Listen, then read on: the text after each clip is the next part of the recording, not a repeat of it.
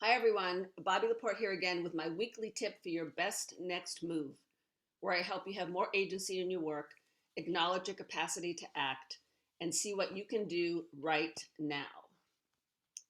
So this week I want to talk about something that I'm seeing more and more with my clients, and that's when they say, "Hey, I have a new boss again.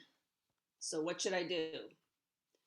Well, getting a new boss may not have happened to you lately, but there's a good chance it will, given all the movement that's going on in the post-COVID job market.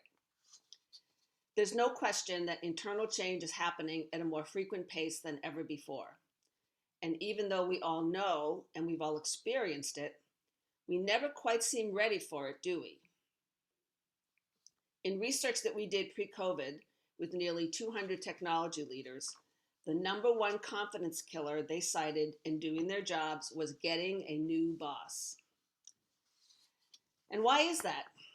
Well, we know our bosses play a major role in our success, from the opportunities they give us, to the active support they provide, to how they push us to get better. And after all the blood, sweat, and tears we've put into building this very important relationship, when we have to start all over again as the revolving door of leadership changes keeps turning, it really can be a curveball. So what can you do?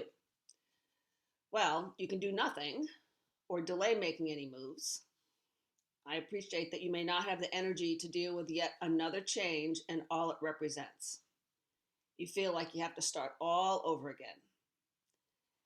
So you can take a defensive position and wait to see what your new boss does first and take your cue from them. Or you can take the offense and make the first move. You can see this as an opportunity to share the value of you and your team and how you can help your new boss be successful right out of the box. Every situation is different. I appreciate that. But in an environment of continuous change and uncertainty, and with the velocity of change in your support networks accelerating, you can't afford to do nothing and hope that everything will be fine. So here's my tip. See this change and the others like it that at some point are sure to follow from a possibilities perspective. So in other words, create engagement right from the start. You should be the first person to reach out. Be prepared to show how your team contributes to the organization and how you can amplify that contribution in the future. Your new boss's success is your success. So find out how you can best help them get off to a fast start. Be confident and assured. Know your value. And keep in mind that anyone who's worth their salt is jockeying for position, so don't be left behind while you are in mourning. You need to act. Well, I want 2021 to be a year of momentum for you, one of possibility thinking where you take advantage of the agency we sometimes forget we have.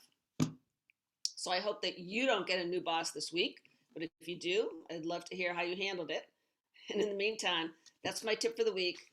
Have a good one, take care of yourself, and I'll see you next Monday.